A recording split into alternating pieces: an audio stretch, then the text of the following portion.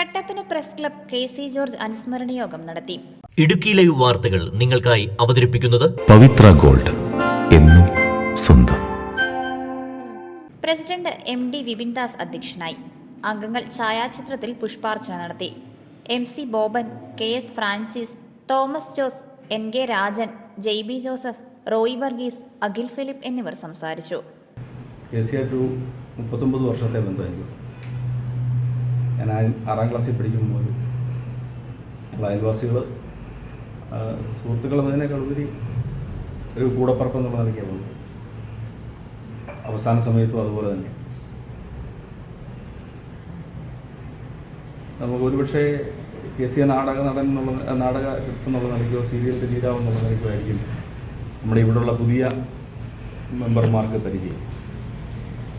പക്ഷേ ഒരു 24 വർഷം മുമ്പ് കെ.സി. നമ്മുടെ പ്രസ് ക്ലബിൻ്റെ ഭാഗമായിരുന്നു.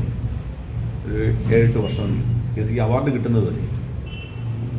HSN ചാനൽ തുടങ്ങുന്നത് ഞാനും കെ.സി, അനിലും റിനും ഞങ്ങൾ 4 പേര് കൂടിയിട്ടാണ് HSN ന്യൂസ് സ്റ്റാർട്ട് ചെയ്തത് 2000.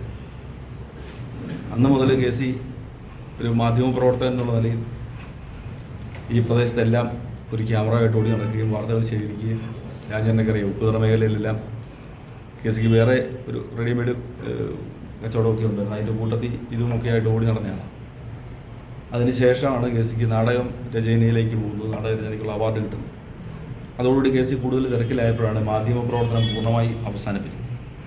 കാരണം ഒരിക്കലും മാധ്യമപ്രവർത്തനവും കലാപ്രവർത്തനവും മുമ്പോട്ട് ഒരുമിച്ച് കൊണ്ടുപോകാൻ പറ്റത്തില്ല.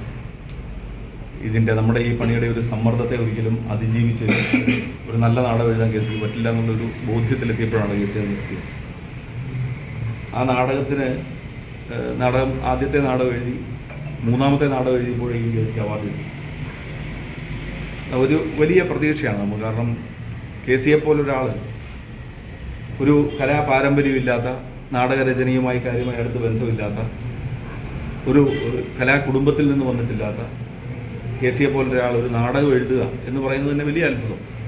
നമ്മുടെ ഒരു അമച്വർ ഞങ്ങളെല്ലാവരും കൂടെ കൂടി കളിച്ചിരുന്ന ഒരു 7ാം ക്ലാസ്സിലും 8ാം ക്ലാസ്സിലും ഒക്കെ പഠിക്കുമ്പോൾ കളിച്ചിരുന്ന നാടകങ്ങളിൽ ചെറിയ ചെറിയ ശബ്ദം കൊണ്ട് അഭിനയിച്ചിരുന്നത്. കെ.സി സ്റ്റേജിൽ കയറാൻ വലിയ മടിയുള്ള ആളായിരുന്നു. ആ സമയത്ത് ഈ സ്കൂളുകളിൽ സ്ഥിരമായിട്ട് ബൈബിൾ നാടകമാണ് അവതരിപ്പിക്കുന്നത്. അപ്പോൾ ആ ബൈബിൾ നാടകത്തിൽ സ്ഥിരമായിട്ട് ദൈവത്തിൻ്റെ ശബ്ദം കൊടുത്തുകൊണ്ടിരുന്ന ആളാണ് കെ.സി.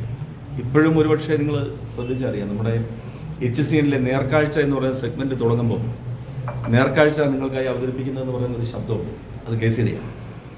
ഇന്നലെ വരെ നമ്മോടൊപ്പമുണ്ടായിരുന്ന കെ.സിക്ക് ഉചിതമായ ആദരാഞ്ജലി അദ്ദേഹത്തിന്റെ പുതിയ നാടകം അവതരിപ്പിക്കുക എന്നതാണ്.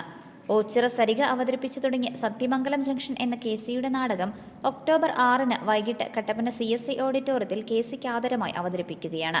കട്ടപ്പനയിലെ സാംസ്കാരിക സംഘടനകൾ സംയുക്തമായാണ് സംഘടിപ്പിക്കുന്നത്. Idukki live news, Kattappana. Idukki live വാർത്തകൾ നിങ്ങൾക്കായി അവതരിപ്പിച്ചത് ലൈക്ക് എന്ന് നമ്മുടെ കൂടെ ഉണ്ടാവണമെന്ന് ആഗ്രഹിക്കുന്നത്. കൂടെ ഉണ്ടാകുമ്പോൾ ഒരു കോൺഫിഡൻസ് ആണ് ഫീൽ ചെയ്യുന്നത്. നമ്മുടെ സ്വന്തം എന്നൊക്കെ പറയില്ലേ,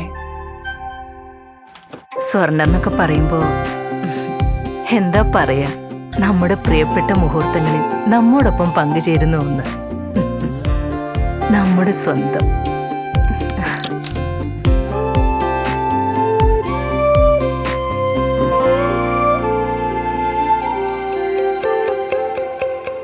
പവിത്ര ഗോൾഡ്, എന്നും സ്വന്തം.